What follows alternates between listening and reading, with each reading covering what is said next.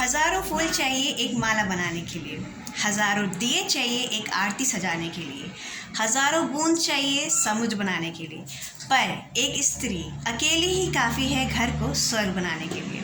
नमस्कार दोस्तों, स्वागत है आप सभी का हमारे इस खास स्वास्थ्य कार्यक्रम में। और आज हमारे साथ एक बार फिर से हैं डॉक्टर नीरजा जी, जो कि आज आपको जानकारी देंगी ल्यूकोरिया के बारे में, यानी कि श्वेत प्रदर के बारे में। ल्यूकोरिया क्यों होता है, किन कारणों से होता है, क्या सावधानी रखनी चाहिए, इन तमाम विषयों पे आज हमारे साथ हैं हमारे शहर की जानी मानी हस्ती डॉक्टर नीरजा जी। तो चलिए बिना समय गवाए हुए एक बार फिर से चलते हैं उनके पास।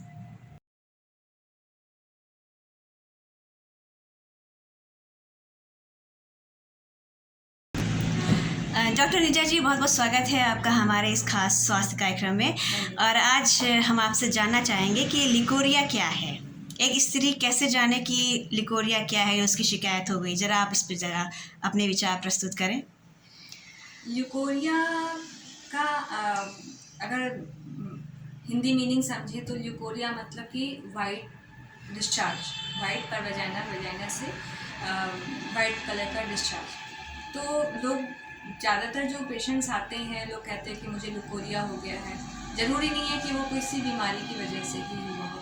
पहले ये समझना बहुत ज़रूरी है कि एक ल्यूकोरिया एक कॉमन टर्म की तरह यूज़ हो गया है। अब बेहतर है हम उसको पीवी डिस्चार्ज की तरह, या कि हम उसको कि कुछ डिस्चार्ज हो रहा है, पर वजाइनल कोई डिस्चार्ज हो रहा है जी। अब तो ये इसका मतलब है। अच्छा। ल्यूकोरिया आम भाषा में नॉर्मल जो वजाइनल डिस्चार्ज होता है वो ल्यूकोरिया है, और ये कोई बीमारी नहीं है। लेकिन और किन कंडीशंस में हमको ये समझना चाहिए कि मुझे ट्रीटमेंट की ज़रूरत है, ये इम्पोर्टेंट है। तो मैम ये बताइए कि ल्यूकोरिया होने के क्या क्या कारण हैं। ल्यूकोरिया जो एक नॉर्मल जो वजाइनल डिस्चार्ज होता है वो जैसे कि जब माहवारी शुरू होती है तो पीरियड आने के पहले, पीरियड आने के बाद, जब मेंस्ट्रुअल साइकिल में 14वें दिन पे या 15वें दिन पे जब अंडा फूटता है उस समय थोड़ा सा डिस्चार्ज हो जाता है। इंटरकोर्स के बाद में थोड़ा सा डिस्चार्ज होता है। ये सारे जो डिस्चार्जेस होते हैं ये नॉर्मल है। नॉर्मल डिस्चार्जेस जो होते हैं वो स्टिकी होते हैं, टॉयलेट जाते हैं तो एक पतले तार की तरह से आ जाते हैं, अंडर गारमेंट्स भी थोड़ा सा धब्बा छोड़ देते हैं, इतना नॉर्मल है। अगर उसमें कोई उसके साथ बर्निंग हो रही है, नीचे जलन हो रही है, पेशाब में कोई प्रॉब्लम है, खुजली हो रही है, अगर इस तरह से, या बैकएक है, अगर ऐसा कुछ है साथ में, तो फिर हाँ आपको ज़रूर डॉक्टर से मिलके उसका ट्रीटमेंट कराने की ज़रूरत है। अच्छा, तो मैम क्या लिकोरिया किसी भी एज में हो सकता है? जी बिल्कुल। जो वजाइनल डिस्चार्ज मैंने आपसे भी बोला कि इसको ल्यूकोरिया की तरह ना कह के हम एक नॉर्मल कोई भी वजाइनल डिस्चार्ज है उसके बारे में डिस्कस करें। तो बिल्कुल ये बहुत से ऐसे कारण होते हैं जिससे बच्चों में भी डिस्चार्जेस हो सकते हैं। तो उनको डॉक्टर से ही उस महिला को, अगर किसी बच्चों को भी हो रहा है, लड़की है छोटी उसको भी हो रहा है, तो उनको डॉक्टर से, बहुत से ऐसे कारण हैं, कोई केमिकल इरिटेशन है, कोई फॉरेन बॉडी है, इस वजह से बच्चों में भी हो सकता है। रिप्रोडक्टिव एज ग्रुप में या एडोलेसेंट एज ग्रुप में अगर आपका रहन सहन ठीक नहीं है, हाइजीन ठीक नहीं है, बहुत बार सोप से वॉश करना, बहुत ज़्यादा सोप से वॉश करना, सेंटेड टॉयलेट पेपर लोग यूज़ करते हैं, टैम्पून्स बहुत ज़्यादा यूज़ करना, पैड बहुत देर तक लगाए रह जाना, ये सारे रीजंस है जिनसे इन्फेक्शन की संभावना रहती है। अच्छा। रिप्रोडक्टिव एज ग्रुप में जो चाइल्ड बेयरिंग एज ग्रुप है उसमें भी नॉर्मल वियर टीयर जो नॉर्मल डिलीवरीज के बाद होते हैं उसमें भी कुछ अगर इन्फ्लेमेशन हो जाता है तो भी वजाइनल डिस्चार्ज हो सकता है। अच्छा। एक कंडीशन होती है कि सर्वाइकल इरोजन बोलते हैं, सर्विसाइटिस की, बार बार वियर टीयर से बच्चेदानी के मुंह में इन्फेक्शन या सूजन हो जाती है, उसकी वजह से भी नॉर्मल वजाइनल डिस्चार्ज हो सकता है। फिर जो मेनोपॉजल एज ग्रुप है उसमें चूँकि हार्मोन्स की कमी हो जाती है, उसकी वजह से वहाँ की से जो ग्लैंड्स के नॉर्मल सिक्रीशंस नहीं होते हैं तो इस तरह की प्रॉब्लम्स हो जाती हैं।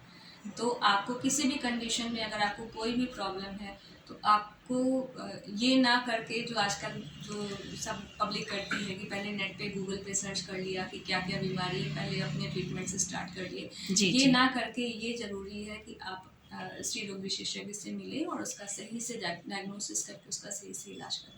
जी मैम, लिकोरिया की शिकायत होने पर किन बातों का ध्यान रखना चाहिए एक स्त्री को? सबसे पहली चीज़ तो दीक्षिता जी यही है कि अगर उसको डिस्चार्ज हो रहा है तो उसको ये कंफर्म करना चाहिए कि वेदर ये नॉर्मल डिस्चार्ज है या किसी पर प्रॉब्लम की वजह से है। अच्छा, और अच्छा। इसका बेहतर सोल्यूशन आपको आपकी डॉक्टर ही दे पाएंगी।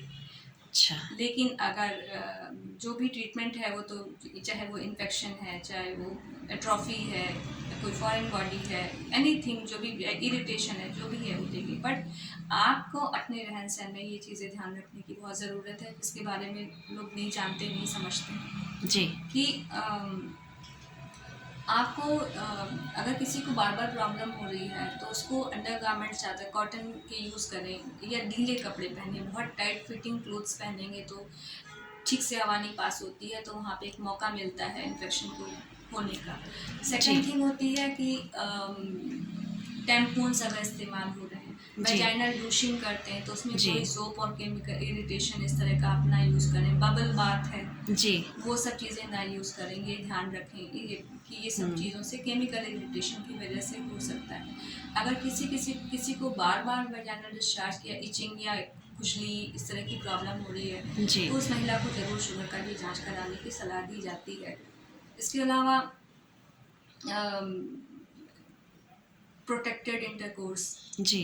मतलब कंडोम का इस्तेमाल आपको उनको करना चाहिए, क्योंकि अगर वो प्रॉपर हाइजीन नहीं है, कुछ प्रॉब्लम है, तो ये बार बार प्रॉब्लम होती है। तो ऐसे केसेस में पार्टनर्स को भी ट्रीटमेंट की सलाह दी जाती है। बहुत बार होता है कि पार्टनर्स को भी है इन्फेक्शन लेकिन उनको कोई सिम्टम नहीं है, अच्छा। तो ऐसा नहीं है, पार्टनर्स को भी ट्रीटमेंट दिया जाता है ऐसे केसेस में। अच्छा डॉक्टर नीरजा जी, आपने बहुत ही खुल के और बहुत ही स्पष्ट तरीके से समझाया, हमारे दर्शकों को बताया कि अगर एबनॉर्मल वेजाइनल डिस्चार्ज हो रहा है तो चाहे वो स्त्री हो या पुरुष की वजह से ही शायद फैल रहा हो, तो एक बार अपने जो चिकित्सक हैं उनसे परामर्श ले लें, सही वक्त पे सही सलाह मिल जाएगी। तो इतनी खुल के जो आपने सारी चीज़ों को इतने कम समय में बताया, उसके लिए आपका बहुत बहुत इसके धन्यवाद। बाद एक चीज़ और कहूँगी दीक्षिता जी, बताएं। अगर एक पैपिस्मियर की जांच होती है जी। जो सर्वाइकल कार्सिनोमा बहुत कॉमन है अपने देश में, जी। तो उसके लिए स्क्रीनिंग होता है। तो जिसको बार बार डिस्चार्ज की प्रॉब्लम है तो उसका प्रॉपर टेस्ट हो जाना चाहिए, जी। पैपिस्मियर की जांच हो जानी चाहिए, जो आजकल लिक्विड बेस्ड साइकोलॉजी बोला जाता है। ह्यूमन पैपिलोमा वायरस की जांच हो जानी चाहिए। जी। सर्वाइकल कैंसर वैक्सीनेशन है, अच्छा। इसके लिए आपको अपने डॉक्टर से सलाह लेनी चाहिए और अच्छा, समय अच्छा। पर लगवाना चाहिए। अच्छा, ये सब बहुत ज़रूरी है।